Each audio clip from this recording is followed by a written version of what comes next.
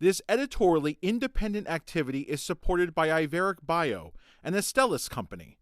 Iveric Bio has no input in the development of this content. Hello, my name is Nate Radcliffe. I am a cataract and glaucoma surgeon, and I practice in New York City. I'm joined here by two of my colleagues, Dr. John Kitchens and Dr. Deb Ristvedt. Hey, Nate. My name's John Kitchens, and I'm a retina specialist in Lexington, Kentucky with Retina Associates of Kentucky and Eye Care Partners. And I'm Dr. Deborah Ristvedt from Alexandria, Minnesota with Vance Thompson Vision, focusing on the anterior segment in glaucoma, cataracts, and oculoplastics. Well, welcome to the program, and thank you two for joining us today. We're going to be having a conversation tonight about a major milestone in a disease state in ophthalmology. And these things come along maybe once a decade where you really have something that's a giant leap forward for the field, and a treatment that can finally address geographic atrophy strikes that to me. As I learned a little bit about the management of geographic atrophy and what the future treatment paradigms will look like, it really brought to mind a lot of similarities and parallels with glaucoma, and also some of the important considerations of managing cataract and glaucoma. It seems like now we may be entering a similar world in terms of thinking about geographic atrophy a little bit differently. And so I brought a couple of experts to the conversation here, and we'll be talking about how all these similarities come about in clinical practice. John, I thought you might be able to get us started before we talk about what's happening with geographic atrophy today. What is the history of geographic atrophy care and its management prior to these new treatment options? Well, Nate, I think it's a great point. Looking in the past gives us a good perspective on what we have now. But really, it was not much as far as that goes. When I started doing this almost 20 years ago, it was right in the era when we had PDT and then anti-VEGF therapy, which just revolutionized the treatment of wet macular degeneration.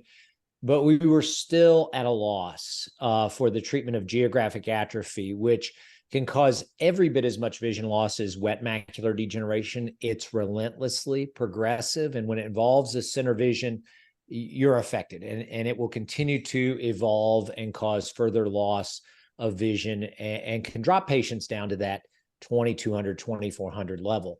ARADS vitamins don't do anything for it. Supplements don't do anything for it.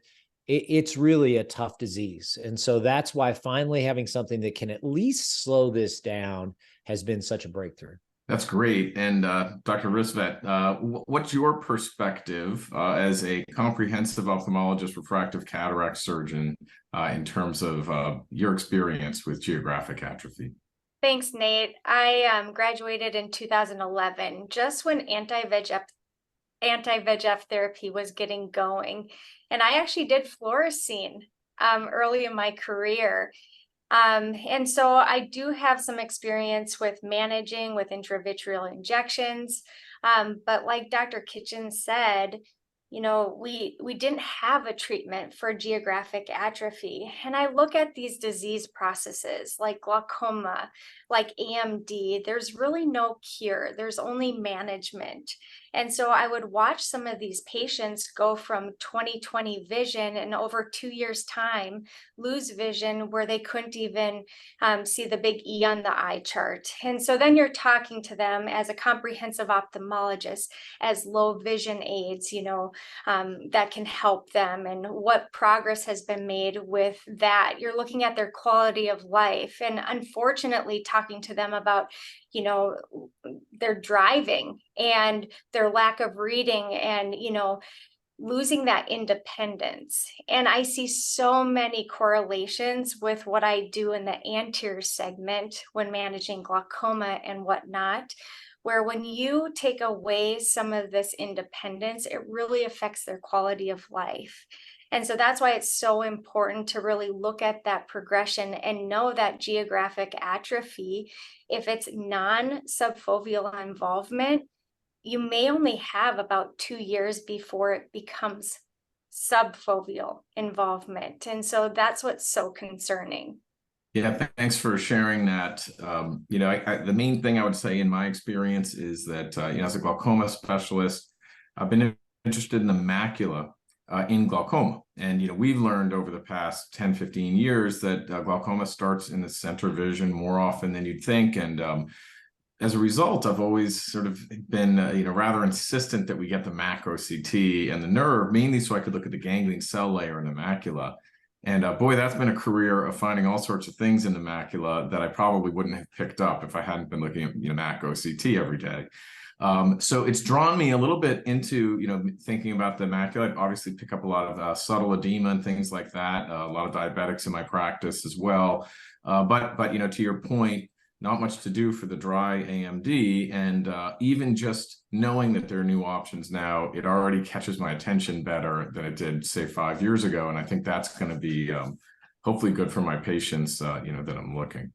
Well, here we are in 2023, and we have some new treatment options for geographic atrophy. Dr. Kitchens, could you tell me what we have available?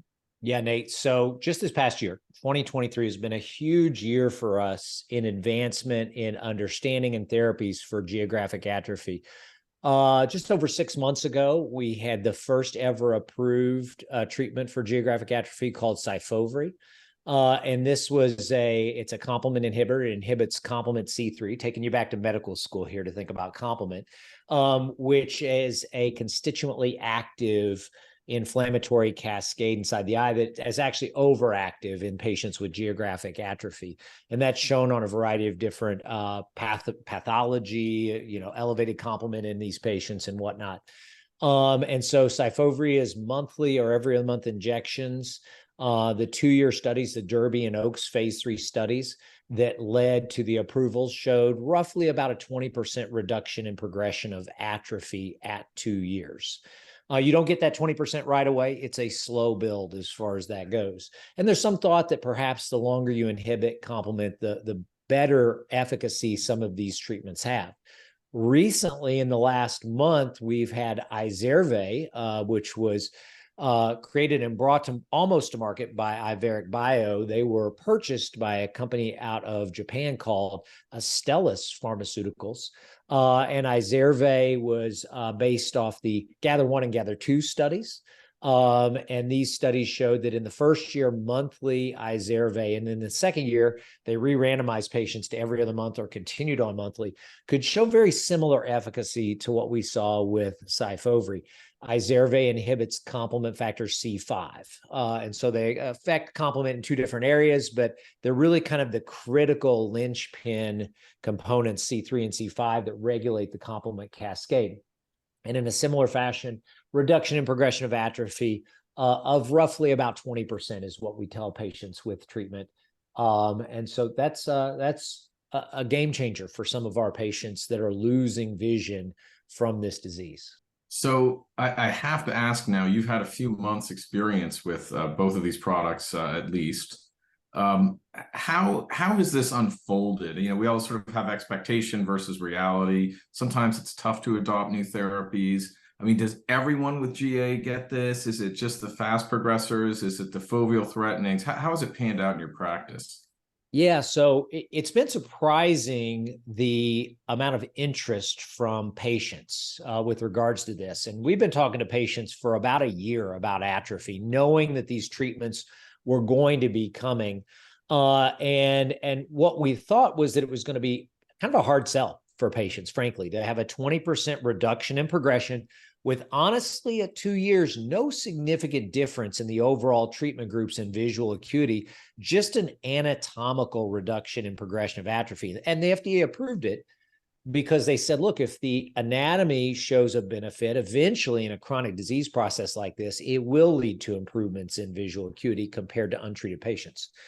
And it was exactly the opposite. Patient interest and desire for this was significant. And I would say that 80% of patients that I talked to about this in our clinic were interested in having it. Now, I think the real key is, and we'll get into this in a bit, is the diagnostics and being able to show a patient how they've progressed. It's one thing, if you've got a patient who's lost vision in one eye to geographic atrophy, to show them their atrophy in the other eye, and they're gonna want it right away. But it's another thing to take a patient that's good seeing, which is honestly who we should be looking for, the good seeing patients, and show them how their atrophy's progressed over 6 or 12 months through an OCT or autofluorescence or fluorescein angiography, and have them say, oh man, I can see where this is headed. And they want to adopt the treatment at an earlier stage, which is honestly probably when it's going to be the most effective at preserving vision. Makes a lot of sense. Thank you for sharing that experience. As we mentioned at the beginning of the program, as I first heard about these new paradigms in terms of managing geographic atrophy, glaucoma came to my mind. It's no accident I'm a glaucoma specialist, but here are some of the similarities between these two disease states in my mind. One is that they're both irreversible. They both are progressive, and then they're slowly progressive. And when something's slowly progressive, it adds challenges, right? There may not have the patient urgency. We struggle with eye drops and glaucoma because the patient can't really see the treatment effect. It takes a lot of faith. I suspect that will be the case for some patients getting geographic atrophy. But there's also a lot of similarities in terms of just monitoring for progression. We all have, photography. We've talked a little bit about OCT. It's critical to both of our management paradigms. And at the end of the day, it's all the central vision that matters to patients. We talk about peripheral vision and glaucoma, but if I can keep the central, we win. Deborah, could you, give us some of your observations? You manage cataract, you manage glaucoma, you've had experience managing geographic atrophy as well. But what do you think of some of these similarities in these paradigms? Nate, as I'm listening to you talk, I'm such an advocate for early intervention when it comes to glaucoma. And so now we have all these tools in our toolkit with minimally invasive glaucoma surgery. So we're not waiting until someone is moderate or severe. We're intervening earlier and taking some of the burden off of our patients so that they do have quality of vision for the rest of their life. And so this quality of vision, quality of life really sparks my attention in other areas such as AMD. And so when I look at a patient that has geographic atrophy, I'm thinking of the same thing. How close is it to the fovea? How quickly are they progressing through our technologies that we have? If I'm doing cataract surgery, could that really factor into what type of lens I'm going to be using? And then I also think about what happens with continued injections over time with pressure fluctuation. And so just like we talk about how ocular surface disease is, really important to look at throughout all of our specialties, so is the retina, as that factors into what decisions we're making for these patients long term. Thanks for sharing. And, John, I'm sort of chuckling because I know you're a retina specialist, but you probably can't avoid glaucoma as much as you'd like to. What do you think about these two diseases and, how they have similarities? Yeah, Nate. So I'll tell you, Deb hit on something really important there, and that is recognition of this, especially in the cataract patient. I know a lot of people listening to this are going to be glaucoma specialists, but there's also going to be a subset that are cataract specialists. And just like you don't want to miss an epiretinal membrane or wet macular degeneration, especially in your premium IOL patients, you don't want to miss geographic atrophy in those patients. And it can be even more subtle, because you cannot see that early atrophy and they'll have a normal looking foveal contour. And so you really have to learn how to look at these patients with a variety of different imaging, including autofluorescence and OCT, and recognize it, because they're not going to be your happy multifocal patients or premium IOL patients. I also agree that, just like you had said, Nate, this is a slowly progressive disease. It's not one that you oftentimes have to convince patients they have a problem, or at least the patients in our clinic. Many times they realize they're having a problem. In many instances, they've already had a problem with their fellow eye.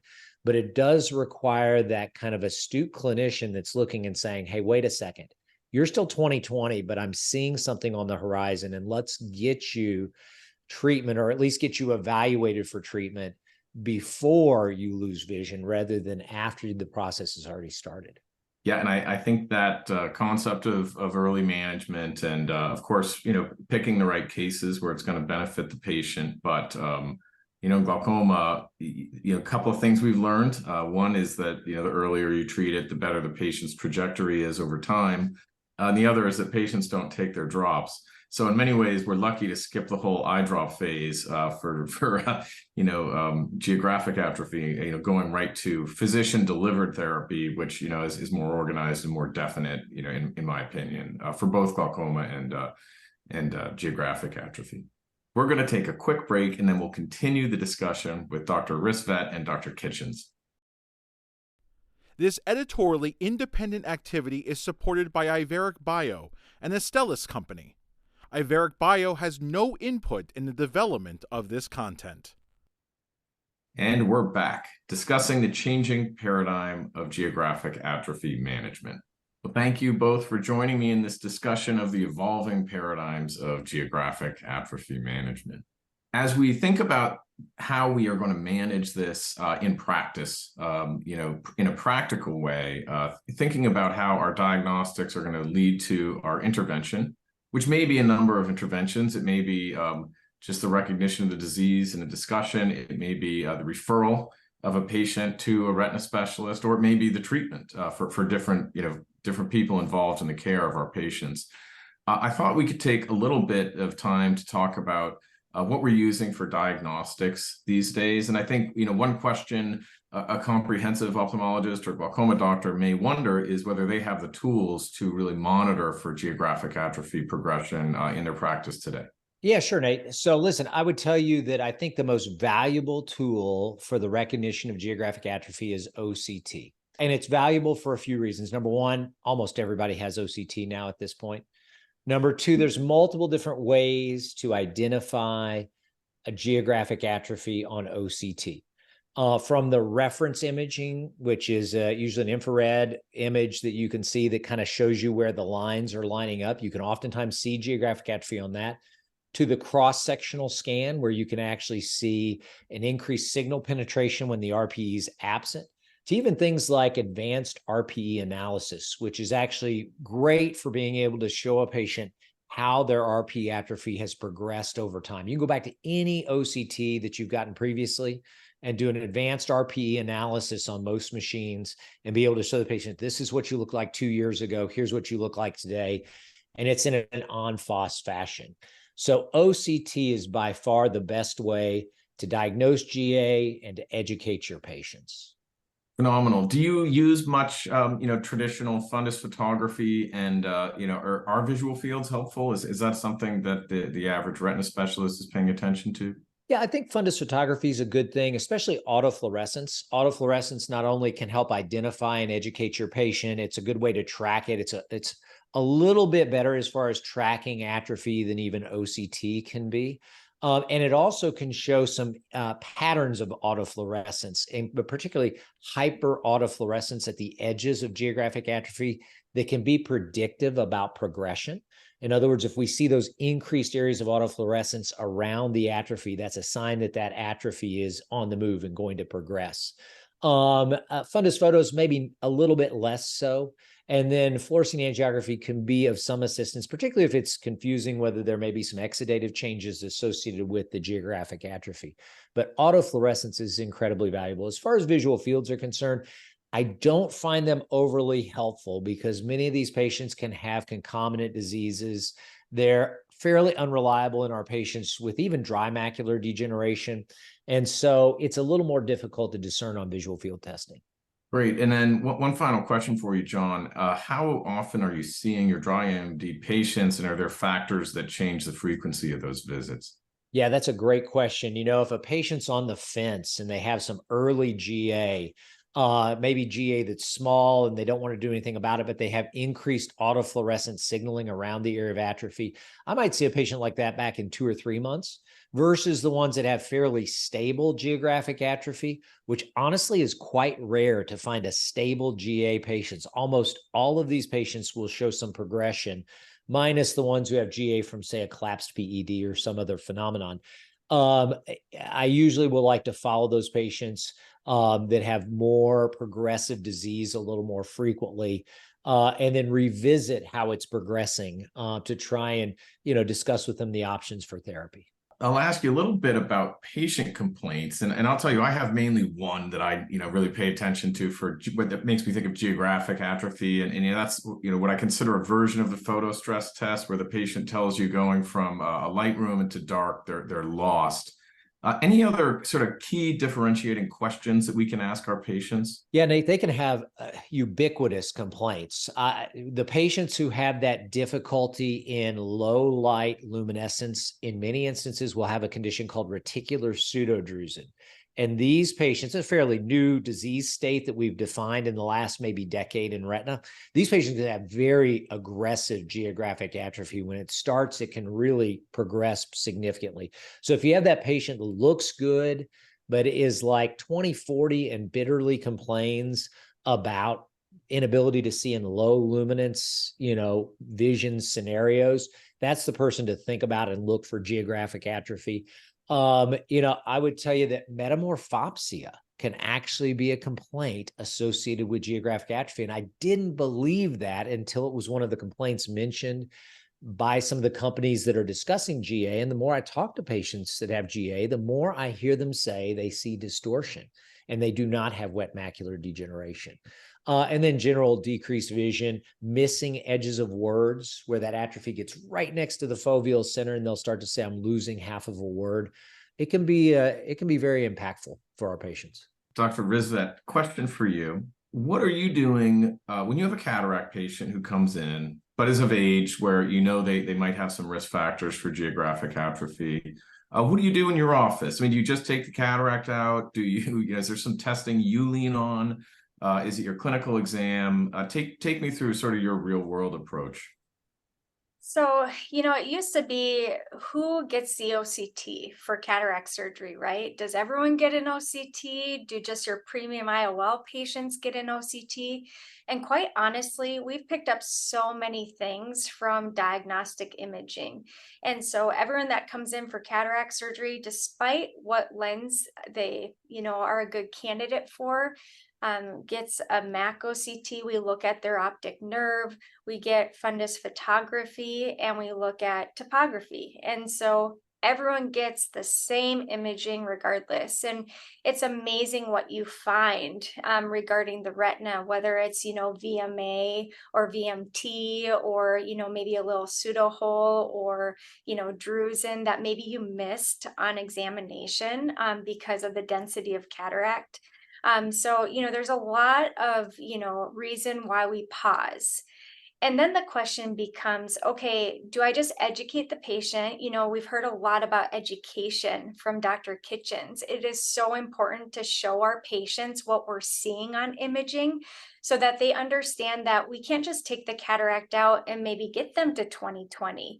And so it really involves early education with our patients, saying, hey, you have a cataract, but you also have this disease process. And then it involves, okay, do we go ahead with cataract surgery knowing that this patient has retinal pathology, or do we take a pause and send them to a retina specialist before we do any surgery? And that becomes really important. I think about that for, say, epiretinal membranes, right? They have some thickening there. It makes sense why their vision is down because of the cataract, but that the ERM is probably contributing. So that's a patient you're going to say, you know what, you're probably not a candidate for these types of IOL technologies. And that's the same with GA. If you see GA, you're thinking, okay, how close is it to the fovea? How large, is it confluent? Are there multiple areas of GA? And maybe you take a pause and say, you know what, before we do anything, why don't we have our great retina specialist take a look at you to get a baseline? So if you don't have fluorescein, if you don't have, the capacity of doing autofluorescence, those are big things that can really help you to stay in tune with that patient. The patient understands now they've gotten a second look at the retina, and they're actually really thankful that you take that step to say, okay, we want your best quality of vision for the longest period of your life. Really helpful, and I agree with all those points. It all makes a lot of sense. Have you been paying attention to things differently since you've known their treatment options? Has it changed your practice pattern? Yeah, I look back to even, we're talking about, a lot of correlation in mindset between glaucoma and between now retina management. And I look back to early interventions, before we just had drops and laser and incisional surgery for glaucoma. And, you look at the progress we've made in the exudative AMD platform, and now we have to be paying attention to these patients that have geographic atrophy. And this has been so helpful for me because, you have that early intervention mindset for glaucoma. If you can do something earlier on, you're going to see less progression. And so we're not waiting until they've lost visual field. We're intervening early. And that's what I learned tonight, is that if someone has patchy geographic atrophy, or if they have the start of it, we should really be paying attention to progression. And that would involve seeing these patients back after 2 to 3 months if we really want to get a good baseline, just like we do for glaucoma, and we're doing maybe serial visual fields or serial IOP measurements when we're just trying to get to know the patient.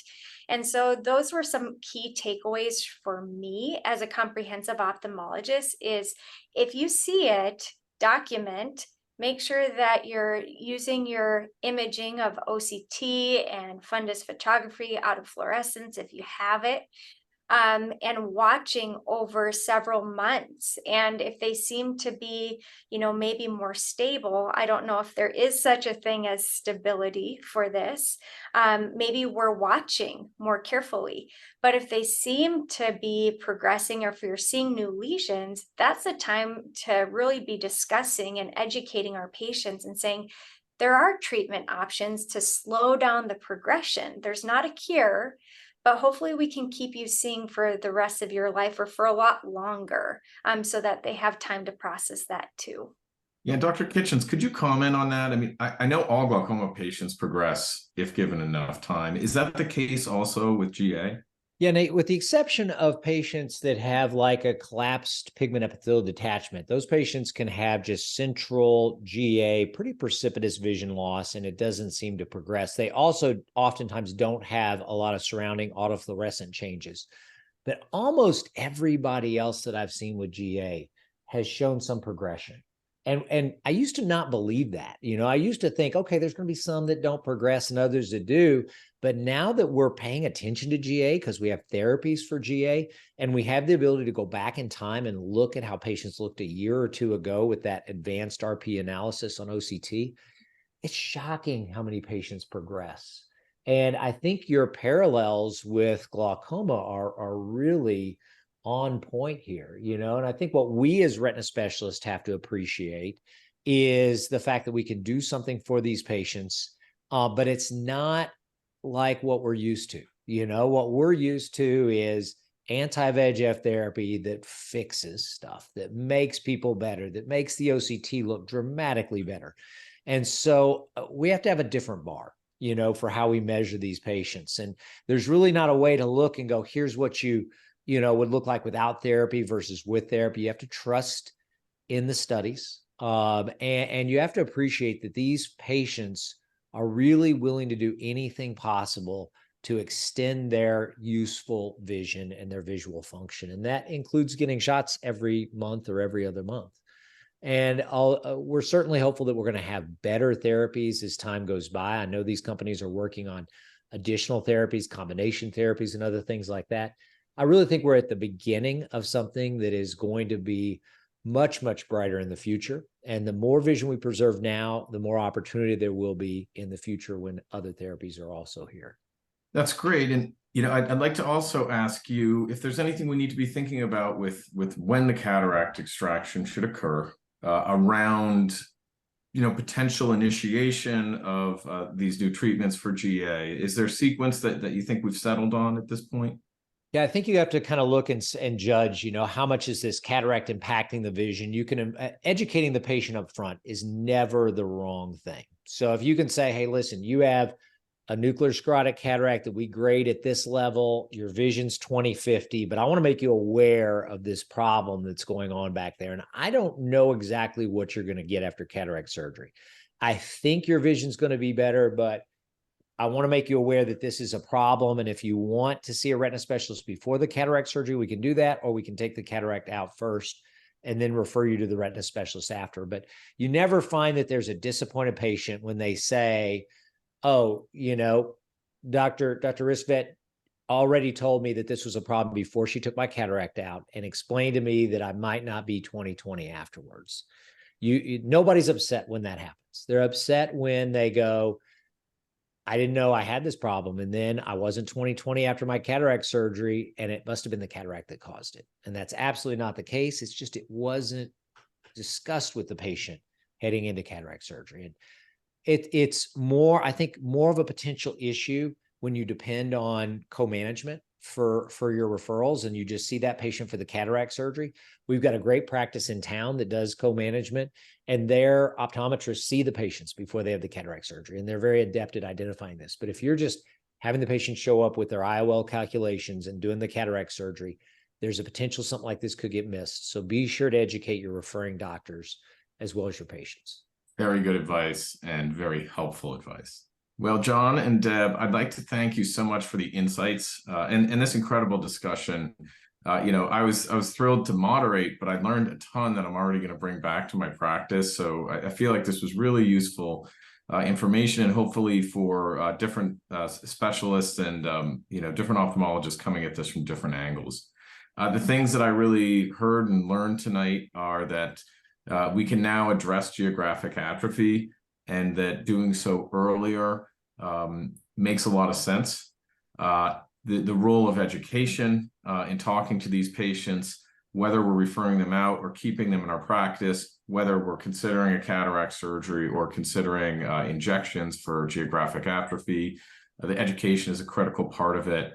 We already have the tools and skills that we need, particularly if we're already taking out cataracts and managing glaucoma. I don't think we need any new equipment. These are the concepts we know. And thank you so much for just sharing these pearls on how to be fantastic doctors, first of all, the two of you, but also how to manage this challenging disease. Sight. It awakens us to the present moment, guides us through essential daily tasks, shows us the road immediately ahead, and a future we can only hope to witness. Sight gives us hope, but retinal diseases can take our sight away, along with the hope that goes with it. At Iveric Bio, we see a world where vision is preserved. Our mission is to deliver transformational therapies for people with retinal diseases so they can live with hope in sight. The freedom to drive, the ability to work, the comfort of looking into a loved one's eyes, or the simple confidence to knowingly say, I see. Iveric Bio. Hope in sight.